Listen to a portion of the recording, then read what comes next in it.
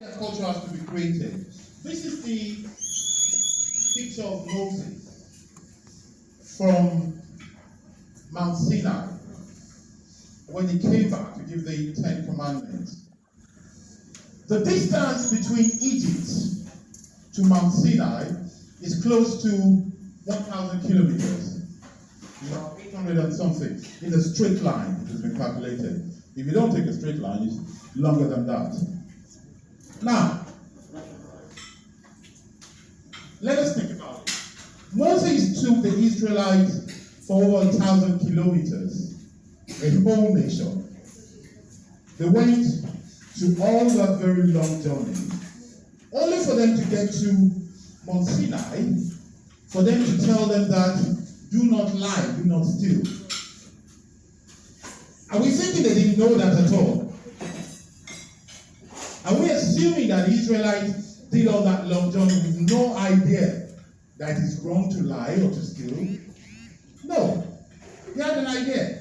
What Moses was doing here, and this is why they call Moses in the July culture, the founder of the first religion, he was creating a culture. He was explaining to them, now that we're together out of Egypt, and we're focusing on this God, that is now your God, these are the taboos of that God. This is our culture, we as a people. So to business leaders, supervisors, and managers, the essence of that is that when you have your team, your organization, and your system, it is crucial that a culture is created.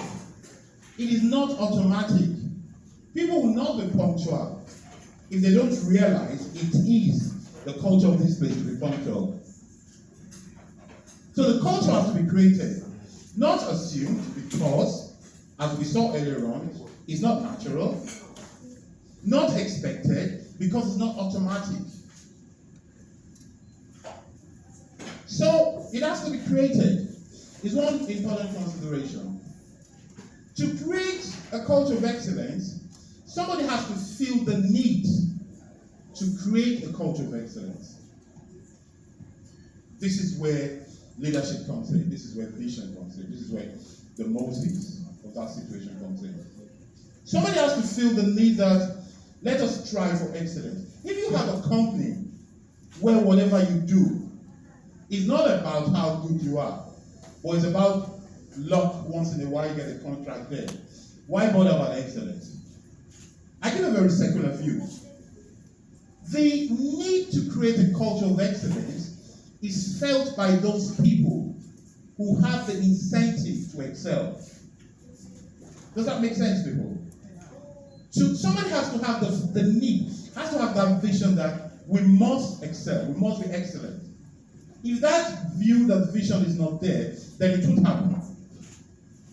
It's one of the peculiarities of it. If we can cope, if we can just get along, perhaps a bit of serendipity, a bit of coincidence, it's okay. There's no need. It's actually wasted in a system like that.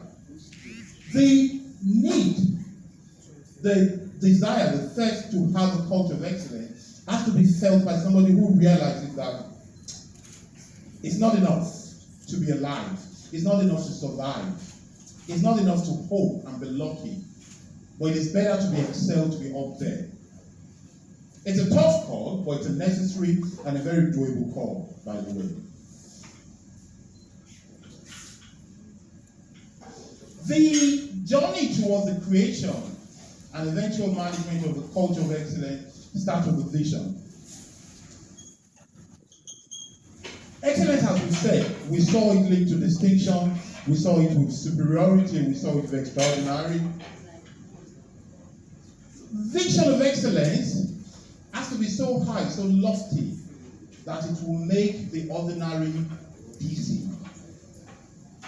It has to be something really above ground. It has to be something that, when it is declared, people should think is not doable. If you have a vision and you explain it, and everybody agrees with you, it's not a vision, it's an idea. A vision should make ordinary people dizzy when you say it. Whether it's your principle, whether it's your plan, whether it's your target, it must be something that ordinary people should think is not doable. That is the essence of vision. It's so close To say somebody is a visionary, to think somebody is mad. To say you're seeing vision. In the European languages, visionary is actually not a positive accentuation. To call somebody a visionary means the person is seeing images in some languages. So vision is important. That vision sets the pace, sets the standard. It says, this is what we accept here, this is what we do not accept here. This is our level, this is where we're going to. Or better still, it says where we're going to, then plans how to get there. And states standard for everybody. There are very little things that we can decide what our vision is. That we're going to be a company where our grass is always trimmed, where people are always punctual, where we always return our email within 24, 48 hours. Those are standards you say based on your vision. All these standards is linked to the idea of saying that we want to excel. We want to be seen as the best, as distinct and outstanding. Of course, it's not enough to have a vision, as you can imagine. You also need the vessel. Okay. You need the vessel to carry this vision. The vessel to carry the vision is a huge one because it doesn't depend on you. It's getting social care. It's the system, it's the organization, it's the resources, it's the people, it's externalities like the law of the state where you're walking in.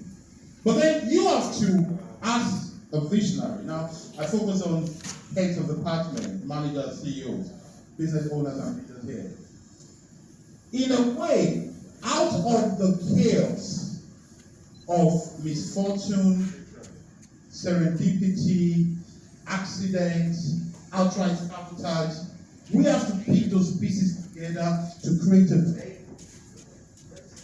That is the vessel. We have to piece those things together to say, okay, a piece of the ball from here, a piece of the chair from that side, I threw away that, I cut something else. That is what I'm going to use to travel. That is my vessel. The third V is the vigor.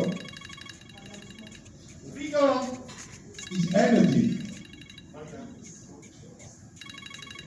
The vigor to carry our idea is the energy, the fuel that, the petrol that fuels that vessel.